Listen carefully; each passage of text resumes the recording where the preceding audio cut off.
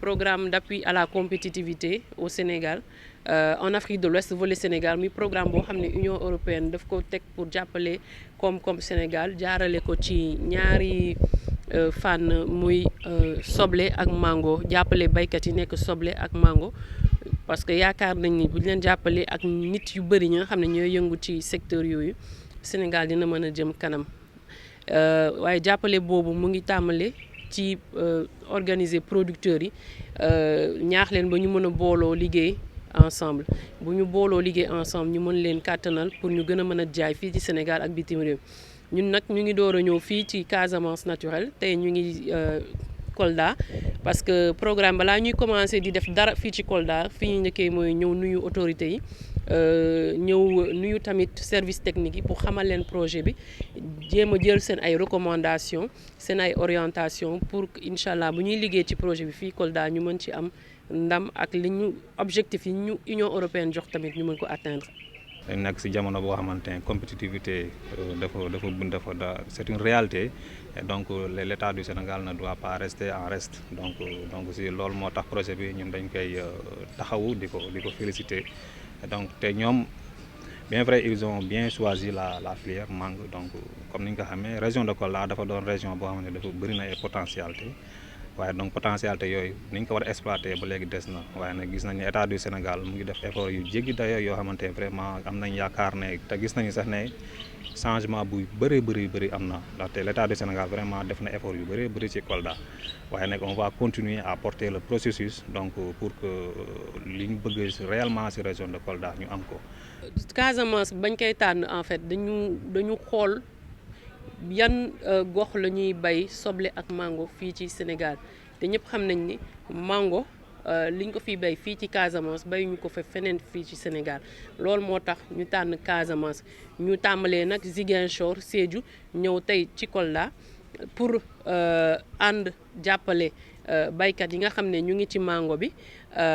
jàppale leen pour ñu gën a mën a jaay mais balaa ñuy gën a mën a jaay tamit ñu lëkkaloo doon benn gën a mën a production boo xam ne marché bi li mu bëgg ñoom loolu lañ fay indi tamit gën a am ay revenus yu gën a important ñaax leen tamit ñu nekk ci transformation ndaxte foofu la yokkute gën a am. Pakaaw de li mu wax li ma dégg si li mu wax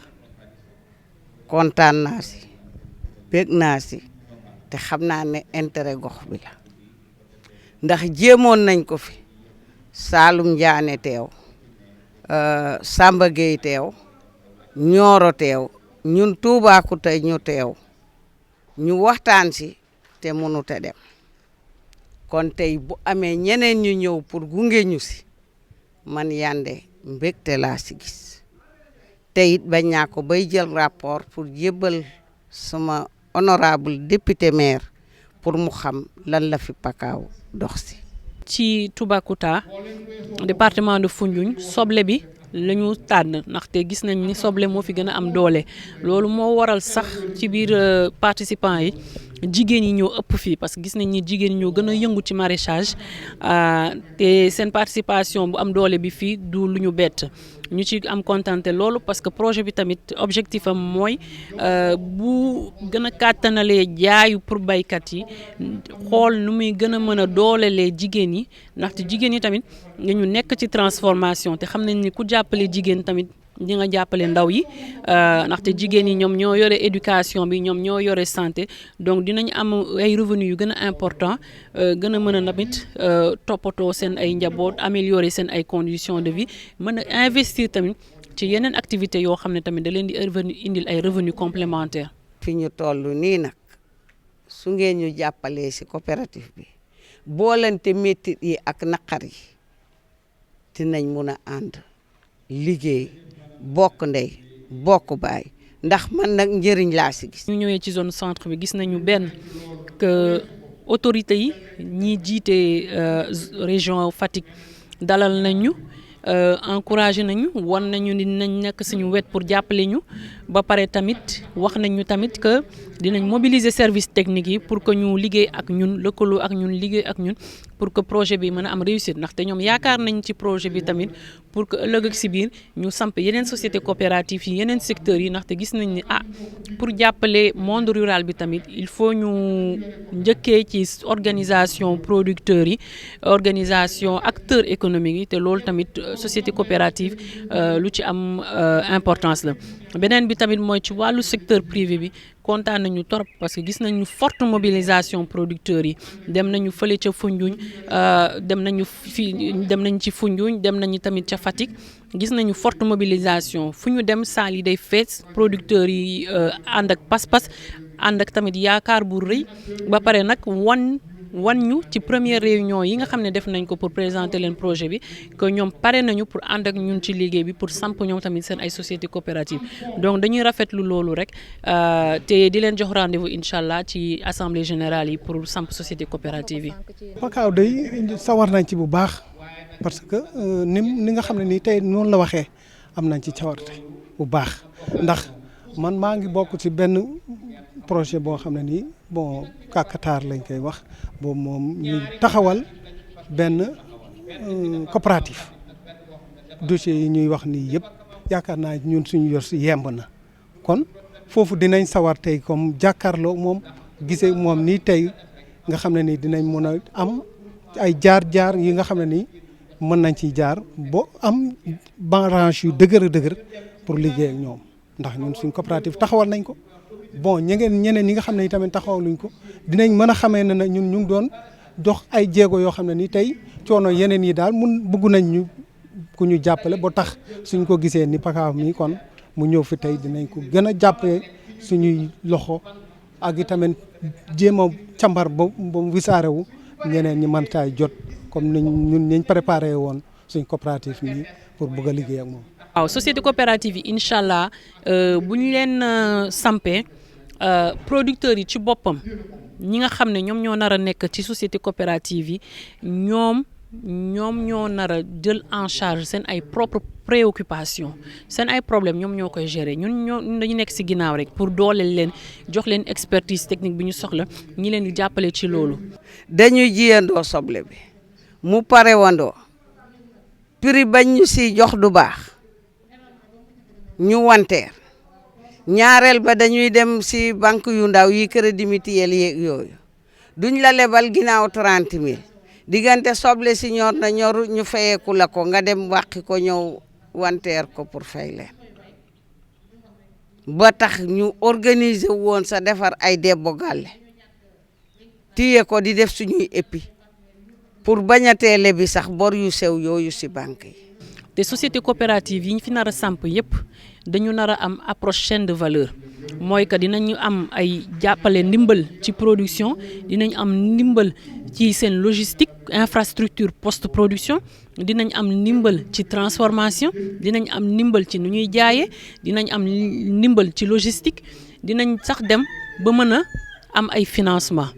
waaye xam nañ ni tamit société coopérative yi ëmb baykat yi bés bu ñu naree nekk ci logistique bi donc dinañu soxla ay service am nañ ay xale yu daw yoo xam ne dem nañ ba université seen njàng sottiwut ñaari at lañ fa am ñetteel ba waajur yi war a taxaw fay Covid egsi waajur yi amatuñ luñ ko fayee ndax dañ bloqué woon yëpp ñoo ngi fi tey ñu jël leen dugal si biir groupement yi bëgg lu leen suqali moo tax bëgg naa sax bu ngay ñëwee ba coopérative bi taxaw ñu bañ a em si soble rek ak mango bëgg naa ngeen laal si xale yi ñu am si leneen lu ñu jàpp ndax liggéey yu bari yu noble mi ngi fi pour jeunesse bi. am ay xëy yu mën a am pour ndaw yi transformation yi tamit noonu approvisionnement yi gestion approvisionnement bi commercialisation parce que incha allah ci biir société coopérative bu nekk dina am force de vente donc yooyu yëpp boo ko boolee xam nañ ni société coopérative yi incha allah dina indi xëy ci ndaw yi. ndaxte balaa sax ñu egg ci activité yi société bu nekk bés buñ ko sampee fi ñuy njëkkee mooy Pakaaw incha allah dina jox société coopérative bu nekk benn ndaw boo xam ne dañ koy former teg ko foofu pour mu gérer société coopérative bi comme benn entreprise donc benn premier xëy boo xam ne projet bi moo ko assuré am na ba pare leneen li nag ak liggéey bi ñu nar a def ak société coopérative bi moo nar a indi ay xëy ci gox yi ñuy intervenir incha allah. projet bi mu nekk projet boo xam ne bu am solo boo xam ne vraiment ñun gis nañu bu nekkee taxaw na ba mu nekk njëriñ lay doon ci producteurs yi en matière d'organisation parce que ñun sunu gàllankoor fii lu fi ëpp mooy dañuy béy ba mu bëri mais problème commercialisation pose problème lu koy tag nag mooy parfois organisation bi ñun suñu biir xam nañ dafa xaw a des donc bu ñu amee projet yu mel ne Paxaw ñëw ak nguuru Sénégal ak Union européenne jàppale pour bëgg gunganteeg producteurs yi ma yaakaar loo xam ne lu rafet la. waa Pakaaw ñëw bi ñu fi ñëw ma leen di bisuma naan leen soyez la bienvenue parce que da ngeen ñëw ci temps bi ñu leen soxlaa da ngeen ñëw fekk ñu si ay jafe-jafe yu bëri fii si département de Podor transformation daf fi dee trop te produits locaux yi boo gisee ñuy perte lu bëri ci mbay mi mooy transformation bi dañ koy liggéey surtout ci wàllu soble bi nga xamante ni moom la Pakaaw di intervenir am nañu ay unité am na 3 unités yu nekk si département de Podor Ñandaan am na benn séchoir pour oignon séché Donaay Tare ji am na benn Guédé am na benn mais boo gisee affaire bi mënul dox mooy que soble bi ndox rek la soo ko séché saaku 25 kilos bi suñ ko séché ñu ngi ciy def 3 kilos wala 3 kilos 500 xam nga loolu nag su fekkente ni amoo code barre amoo Fra amoo accompagnement amuñu unité de transformation te xam nga lekk dafa sensible fi nga koy liggéeyee dafa war am hygiène amuñu matériel buñ ko liggéeyee loolu suñu problème la aussi amuñu accès aux foires pour mën a écouler suñu produit parce que produit bi ñu si bëri am na njëriñ mais tomate bu wow bi ak tomate poudre bi ak oignon bu wow bi ak oignon en poudre ñu bëri xamuñu ko léegi nag lu ñu bëgg ñu jàppale ñu waa Pakaaw jàppale ñu ci accès au marché jàppale ñu ci accès aux foires jàppale ñu ci unité de transformation ñu mën liggéey bu sell parce que lekk biir loxo jotu ko kenn du ko raxas loo siy dugal lu ne surtout li ngay jaay dafa war sell dafa war set dafa war am qualité am quantité te fii bu ñu amee ku ñu jàppale si transformation perte post récolte yi dina wàññeeku bu baax a baax parce que produits locaux yëpp ñun dañ koy transformer mais problème bi mooy accompagnement ku ñu jàppale te ñoo ngi koy yaakaar ci Pakaaw. ci diwaanu Podor ñu ngi nar a samp benn société coopérative boo xam ne ay membre am mun nañ nekk ay nit njaay wala ay organisation yoo xam ne ñu ngi yëngu ci mango bi ak ci soble bi ñu nar ci lëkkaloo tamit ak service technique yi comme ay ANCAR pour def ko parce que ñoom ñoo ñu gën a xam fii lan moo xew ci terrain bi ak producteurs yi et ñuy woo bépp producteur bu nekk ci soble bi wala bu nekk ci mango bi mu ñëw laajte et information pour mën a bokk ci dynamique société coopérative bi ndaxte société coopérative bi dama koy waxaat rek li ko tax a jug mooy jàppale ay membres am ñu gën a mën a produire ñu gën a mën a jaay waaye tamit ñuy transformer te ku ne transformation tamit jigéen yi ngay waxal ñu ngi ñaan jigéen yi tamit ñi nga xam ne ñoom ñëpp ñu ngi yëngu ci transformation soble bi wala mango bi ñu ñëw ñoom tamit waxtaan ak ñun jéem a xool nu ñu duggee ci biir société coopérative bi bu ñu sampee société coopérative ba pare dañu nar a jàppale ay membre am yi société coopérative bi pour ñu gën leen dooleel ci seen capacité de production donc loolu lu am solo la ci jigéen ñi ak ci acquisition d'équipement infrastructure ak accès au financement. waaw Pakaaw ñëw na fi ñu ko soxlaa parce que ce qu'on a constaté mooy même dans le cadre d'autres projets yi nga xam ne mettre nañu en place ay sociétés coopératives gis nañu ni vraiment y a ce engouement là parce que ñëpp xam nañu ni mooy bunt bi nga xam ne moo war a mën a indi saafara li nga xam ne moom mooy jafe-jafe baykat yi ci wàllu njaay mi mais également ci wàllu tàggat bi donc ci wàllu également li nga xam ne moom mooy gunge li nga xam ne moom mooy baykat yi pour ñu mën a atteindre seen objectif vraiment yu am solo. ñun ANCAR donc amoon nañu donc expérience avec donc PUDC ci coopérative yi ak service technique yi ngeen xamee ni gis ngeen leen lépp ñu ñëw tey donc commerce waroon na ñëw mais dafa truc donc urbanisme mi ngi fi woon donc développement aussi communautaire mi ngi fi donc service yooyu yëpp ku nekk ci mission am na la nga xamee ni war na ko war a mën a def pour que société yi mettre en place mais lu gën a am solo mooy daje yi ñuy daje pour wax ko nit ñi maanaam information sensibilisation pour nit ñi xam lan mooy société coopérative ban njariñ la leen amal ak yan jeexukaay donc la mën a indi ci seen liggéey donc loolu moom mooy information sensibilisation atelier yi dinañ ko yokk dinañ ko def bare mais aussi mettre en place ay comité ñaari comité yi nga xam ne bana baax benn bi moom mooy comité départemental nga xam ne préfet dana ko jiitu pour def suivi donc mbir mi mais beneen bi aussi mooy comité d'initiative yi nga xam ne acteurs yi notamment IPOS bi nga xam ne moom mooy interprofession yi dinañ ko mën a développer pour que ñi nga xam ne ñëpp ñooy yëngatu ci filière oignon donc mën ci gis seen bopp au niveau département d'Agri. li ci gën am solo mooy waxtaan bi nga xamante ni producteurs yi ñoo koy seq ak projet bi ci lay génnee nga xam ni producteurs yi seen bopp ñoom ñooy wax lan mooy seen ay priorité bu ko defee projet bi xool nu mu leen ci accompagner bi mujj te gën ci am solo mooy côté marché bi mooy écoulement production bi parce que foofu aussi baax na trop nga defar produit bu am qualité mais bu fekkee ni amoo ko jënd da ngay am ay jafe-jafe donc loolu tamit gën na nekk seen problème moo tax ñi ngi am yaakaar ni bu fekkee ni incha allah dinañ ñoom bu ñu taxawalee seen coopérative dinañ am réseau de clients ba pare dinañ gën a compétitif su boobaa incha allah aussi li ñu yaakaar ci kii bi dina am ndax maa ngi koy wax léegi fii ci vallée bi boo xoolee bu nee 240 000 hectares de terre arable moo nekk ci vallée bi 60% yi presque fii la nekk. donc ndox mi bëri na fi waaye département bi bokk na ci département yu gën a dund insécurité alimentaire donc projet yu mel nii également boo dimbalee baykat bi rek yaakaar naa ni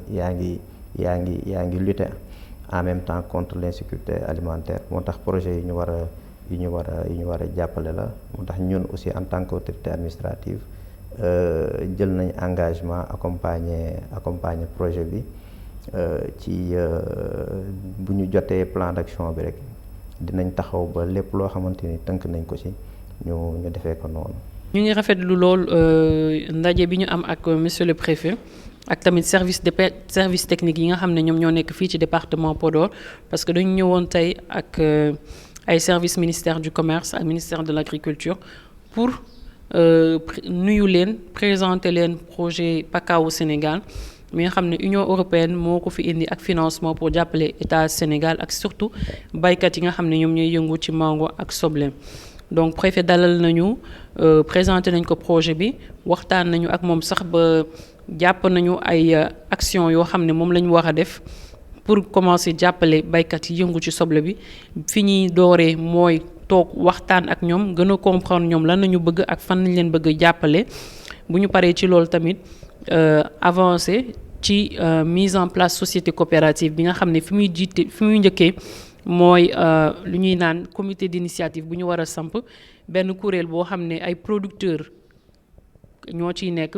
producteurs yi nga xam ne ñoom ñoo fi nekk leaders yi nga xam ne ñoom ñoo nar a dem ci yeneen producteurs yi yeneen organisation yi expliquer leen lan mooy société coopérative lan mooy njëriñu société coopérative ak lu tax ñoom tey ñu war a ñëw bokk ci kuréelu société coopérative pour gën a mën a dooleel seen production waaye tamit gën a mën a jaay fii ci Sénégal ak bitim réew. kon tey bu ngeen ñëwee fekk si ñu pour jàppale ñu mun a taxaw kon war nañoo mun a organiser wu ba mun see liggéey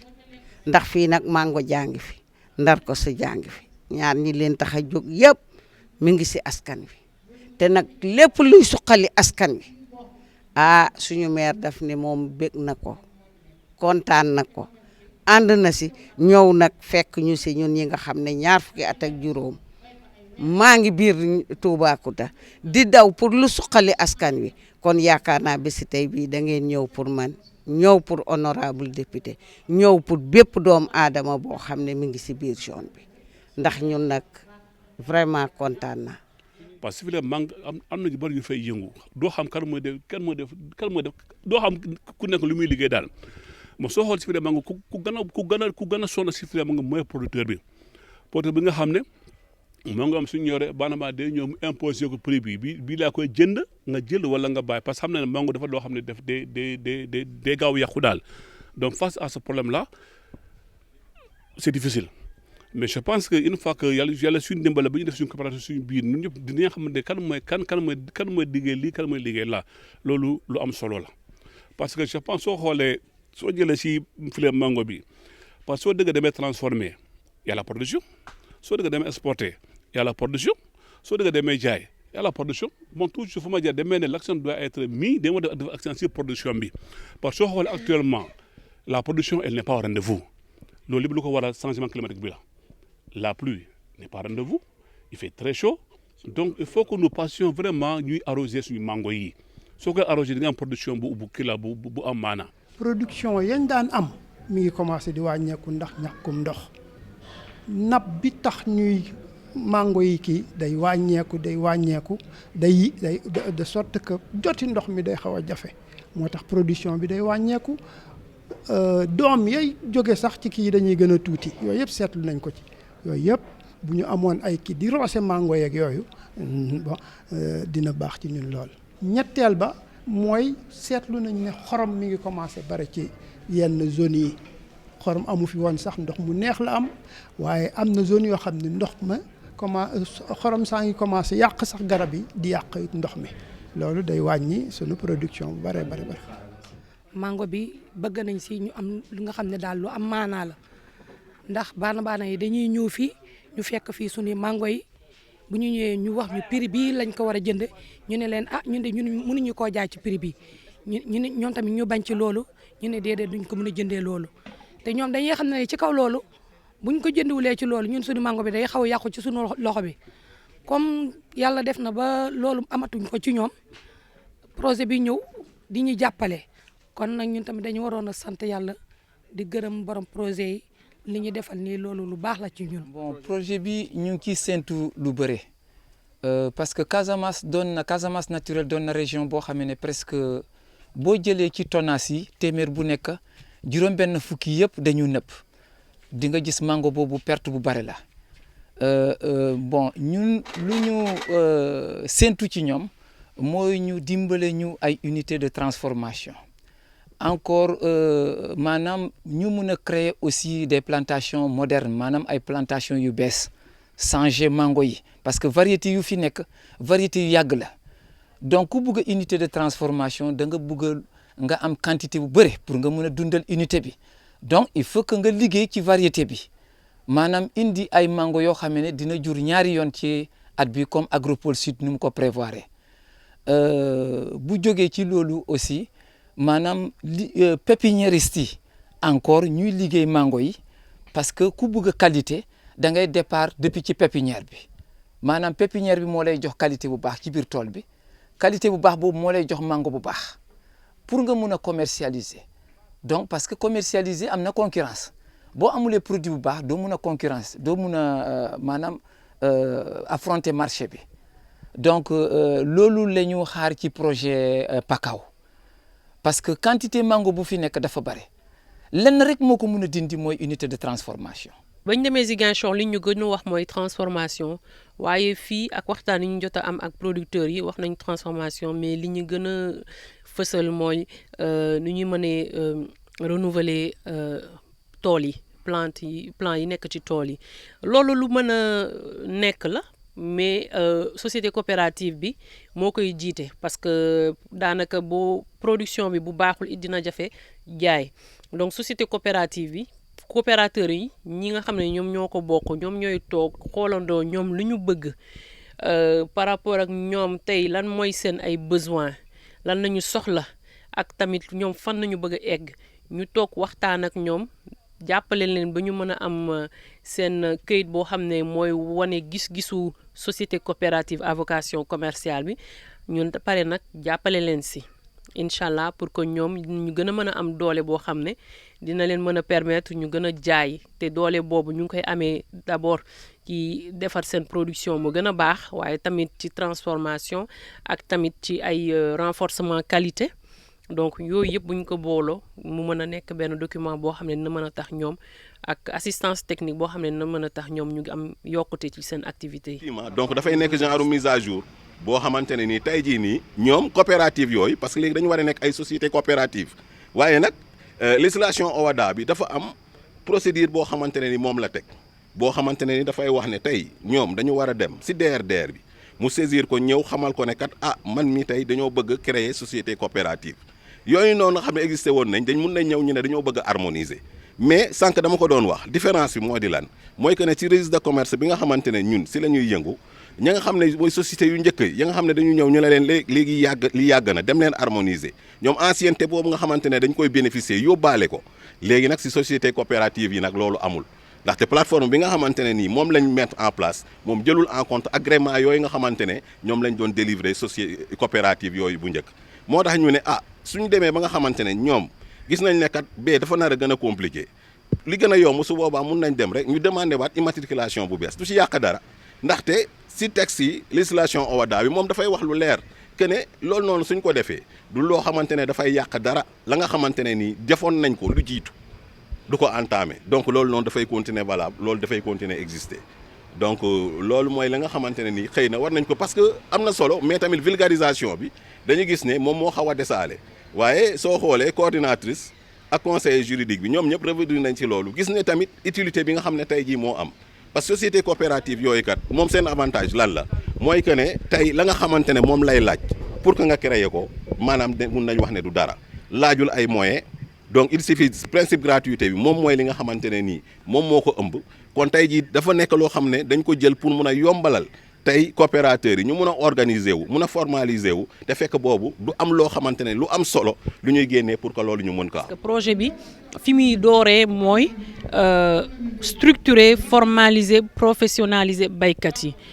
boole leen ñu samp seen entreprise société coopérative boo xam ne li koy tax a jug mooy jaay donc dañ fi ñëw nag pour expliquer leen nag ni ñun. Pakao incha allah pare na pour jàppale leen pour ñu gën a mën a jaay seen produit gën ko mën a transformer mais wax leen tamit ni fi ñuy dooree mooy ñu samp seen société coopérative donc comme liggéey bi dafa nar a door ci fan yi di ñëw donc il fallait que ñu ñëw fii pour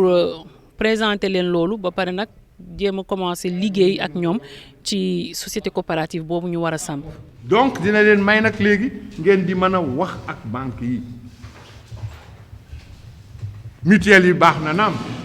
waaye mutuelle boo leen fa demee tey jii boo leen fa jëlee crédit mutuelle lu muy def day dem banque fa lay demee lebi banque jël ko jox ko teg ca lam cay teg moom mu ñëw jox leen teg ci lim ciy teg mu doon lu metti lu diis kon nag bunt am na foofu déjà pour ngeen di mën a accéder ci banque yi loolu tamit lu muy jur mooy autonomie financière ndax olof dina wax ni kuy dem sa poche doo tàggu kenn la nga moom ne sa poche boo cay dem doo tàggu kenn kon nag jaratul damay xaar état damay xaar subvention damay xaar ONG damay xaar projet di ngeen am seen doole seen kattan seen matuwaay boo xam ni boo leen loo leen bëgg a def di ngeen ko mën a def maa ngi woon ci boo leen bëggee jëndi intrant coopérative mooy dajale lépp loo xam ne ay membre am soxla na ko dem jëndi intrant bu ñëwee séddale ay membre yi liggéey bu ñu liggéeyee ba béy ba ñorle la ñu yore dañ koy delloosi ci coopérative seet ku ne la nga indi ñu d'accord ci lii nga indi njëgam temps la ñu am lu ñu la jox nga téye ñu xaar nag léegi nag ñiy jënd sànq ñi ngi waxtaane fii ci biti mbirum njënd lu tax mu sooxe moo di dañoo tasaaroo yaakaar nañ ni nag ni société coopérative war na mën a régler yooyu mais société coopérative du ñun Pakao ñooy ñëw créer société coopérative dañuy ñëw fas yéene ni ñu ko defee tey jii tàmbali ko di waxtaan ak yéen mais ànd ceeg yéen boole leen ak CRADES Omar Cissé mi ngi fi moo leen teewal fii ñoom ñu ànd ak yéen ci waxtaan naka la ñuy defee nan lay demee lan mooy njëriñam ba yéen ngeen mën a comprendre loolu mën a jël seen décision bopp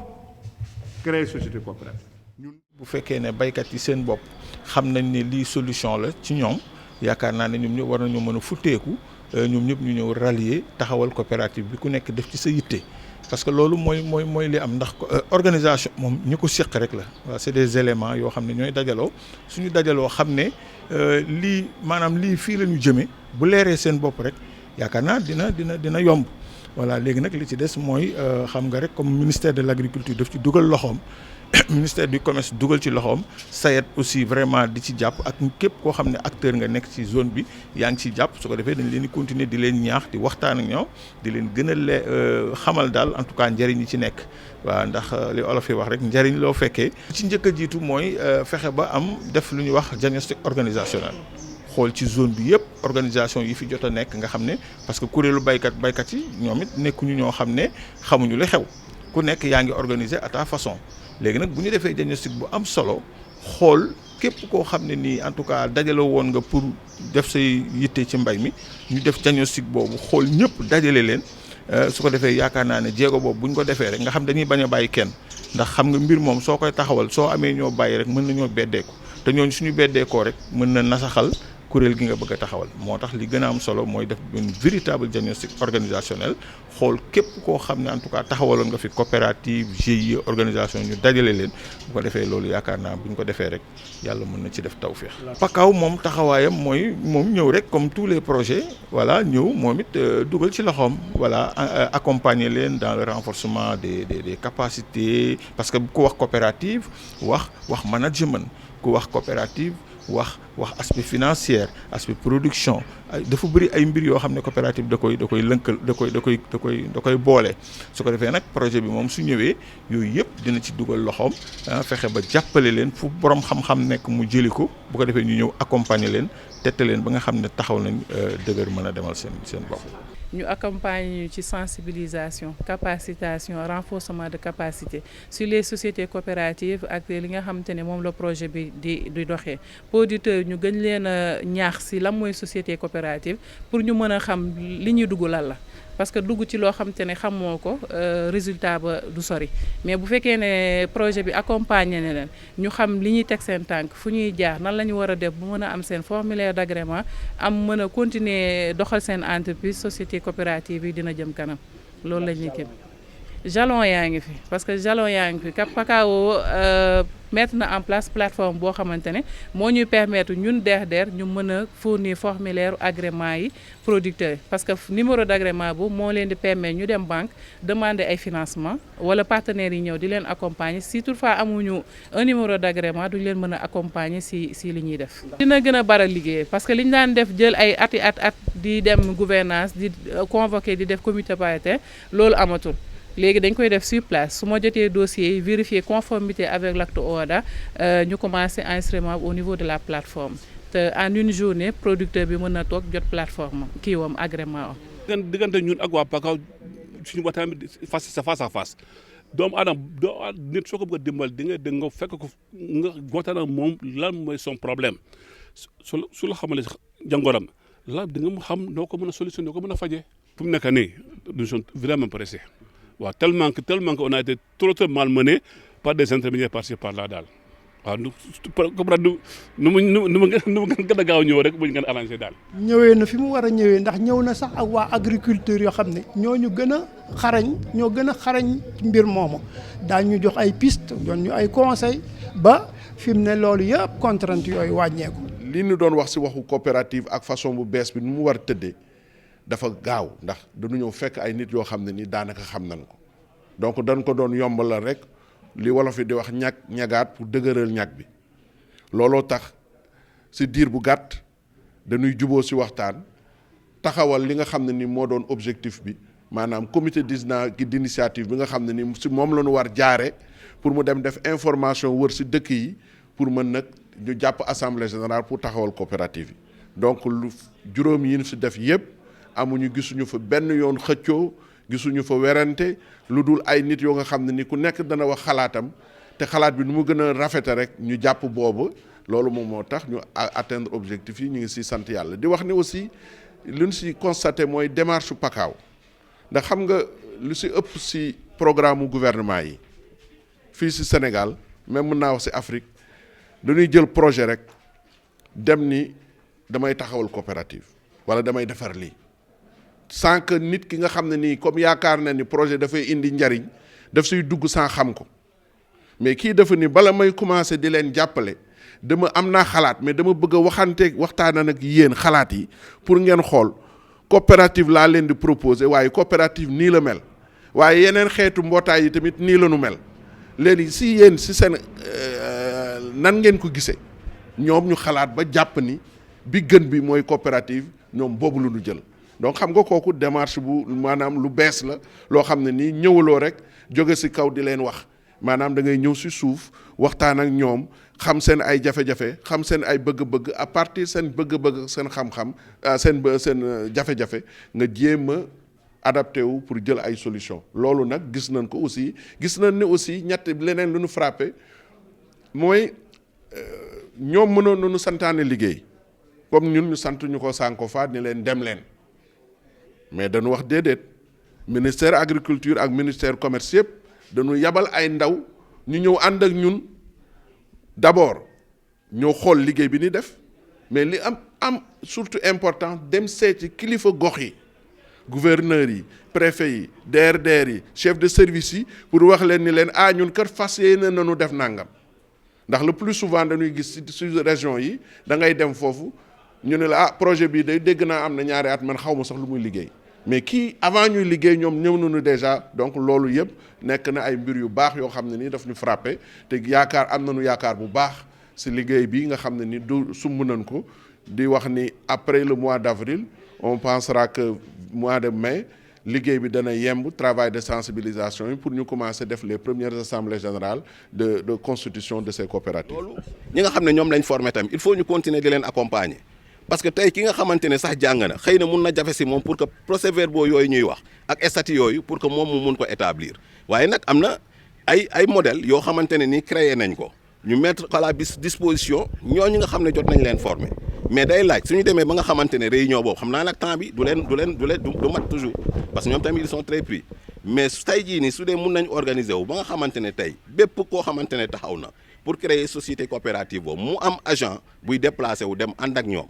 xamal leen won leen ne leen procès-verbaux yi kat nii lañ koy établir mu won leen que ne kat statut yi nii lañ koy defaree mu won leen li nga xamante ne nii yëpp moom la ñuy laaj par exemple tey jii liste donc membres yi liste associés yeeg yooyu règles yi nga xam ne moom la acte législation OHADA bi posé parce que li si doy waar mooy que ne su dee loolu respecté wuñ ko nit ki mun na defar lépp daal di ko indi yóbbu déposé ñu daal di ko rejeté te rejet boobu amul solo parce que tey jii nii la ca am solo mooy na nga xamante ne nii noonu la ñuy yombalalee nit ñi jàppale leen ba nga xamante ne su demee yóbbu rek fekk lépp la ñuy laaj pare na kooku dina ko yombalal su boobaa la xamante ne moom tamit dañuy am satisfaction te day yombalal su boobaa liggéey bi. parce que projet yi bari jaar na fii formé nañu ay coopérative formé nañu ay GIE formé nañu ay entreprise mais accompagnement bi demul noonu mais génnoon naa am yaakaar ci projet PACAO bi bu mu ñëwee ne dafa bëgg a lëkkaloo ki ñëpp ñi nga xam ne dañuy yëngu ci mango mais de ki intervention dama gis ñi mettre l'accent ci production mango bi ñi nga xam ne ñoo koy produire te dëgg la ñooy reen bi parce que ñoom bu ñu taxawlee ay tool yoo xam ne mango lay produire day xaw a jàppe pour ñu gis impact bi wala ñu gis résultat bi mais lu ma lay wax mooy jigéen yi fii pour nga gis benn tool mango boo xam ne ñu ne bii jigéen moo ko moom dafa xaw a dafa xaw a jafe te jafe-jafe yooyu mu ngi ci jigéen yi léegi comme mango bi daal mooy activité boo xam ne moo gën a visible en Casamance jigéen ñi dañu ne duñu mën a bàyyi mango bi pour mu yàqu ñun ñu dem ci transformation bi ñu bàyyi góor yi ci kii bi plantation bi ak production de la mangue commercialisation bi tam jigéen ñi presque ñoo koy def donc loolu bu ma ko waxee ba pare dama ne projet yi nañu dimbale nit ñi bu ñu taxawalee ay organe ba pare ñi mun a accompagner parce que accompagnement bi mu ci na am solo doo mun a def séminaire nga def sa plan yëpp expliquer ba mu jeex te amul benn accompagnement boo xam ne bu mun a gunge projet bi bu nekk dañuy ñaan yàlla bu jógee Casamance moo am benn résultat boo xam ne dañ ko gis kii visibilité loolu de laa lay ñaax mais am naa yaakaar bu baax ak projet PACAO bi sama benn sœur mu ngi foofu sa madame Sarr wax na ki lu bari te gis naa jigéen la xam na lan la génn di jànkonte donc yaakaar nañu ne dinañu accompagner projet bi te projet bi dina am impact projet bi dina am résultat boo xam ne bu ëllëgee nañ xam ne PACAO jaar na fi. am nañu yaakaar ni approche PACAO mi nga xam ne tey ci li muy yëngu mooy waxtaan ak producteurs yi jàppale leen pour ñu dajaloo ci benn kuréel bu ñuy naan société coopérative à vocation commerciale OHADA producteurs yi dinañu gën a mën a jël gën a mën a toppatoo ñoom seen problème parce que ñoom ñoo nar a jiitu nekk ci kanam ñoom ñi xam seen ay problème xool naka nañ ko mën a résoudre ñun pakaaw ñu ñëw jàppale leen si ak xaalis bi nga xam ne Union européenne moom la teg ci loxo État du Sénégal donc ñoom problème yi ñu gën a sulli mu ngi jëm ci wàllum production ak ci wàllum commercialisation te am nañ yaakaar tamit ni booloo mooy doole donc bu ñu dajaloo ci biir kuréel boobu di société coopérative donc ensemble ñoom ci seen biir ak ndimbalu projet bi dinañu mën a jaayandoo mais tamit produire andoo tamit résoudre andoo seen ay problème ba lii yëpp ñoom ñu soulever tey nekk seen ginnaaw. lii buñ ko sumbee ba mu yegg amaana dinañ ci andi ay solution yu bëri donc ba ñu defee sud ba pare dañoo commencé nag région centre maanaam tey ñu ngi si suba ñu ngoon Fatick rencontré nañ gouverneur léegi nag ñu waroon dem Fimela ak bu ñu fa jógee daal di dem Foundiougne waxtaan la rek pour waxtaan ak producteurs yi saytu seen i mbëbët jéem a xool naka lañ ko mën a saafara tey bu ñu waxtaan ak ñoom am na problème yu bëri yu ñu génnee tàmbalee ko ci problème mu ndox problème mu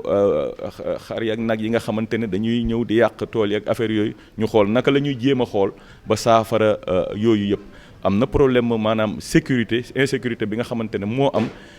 ci zone yu mel nii maanaam ci béykat yi di ko jànkonteel dañuy jéem a xool yooyu yëpp naka lañ koy saytoo la ñu namm mooy fexe ba nga xamante ne ñii di béy mango ñii di béy soble mën cee gis seen bopp ndax ñoom bu ñu ci gisee seen bopp incha allah état bi ci boppam da ciy gis boppam parce que quand même nag lu ñu ci mënti wax xam ne ñaari filière yooyu loo xamante ne la muy andi ci liggéey dafa bëri donc dañ ko war a encadrer def ba nga xamante ne filière yooyu njëriñ bañ ci séentu danañ ko ci mën a gis. li tax ñu xalaat ñëw ci commune Fimela ñëw waxtaan ak producteurs yi loolu rek déjà sant la ndax.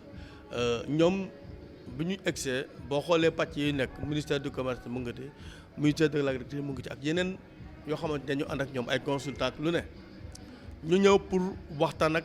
producteurs yi xool échanger ak ñoom seet càmbar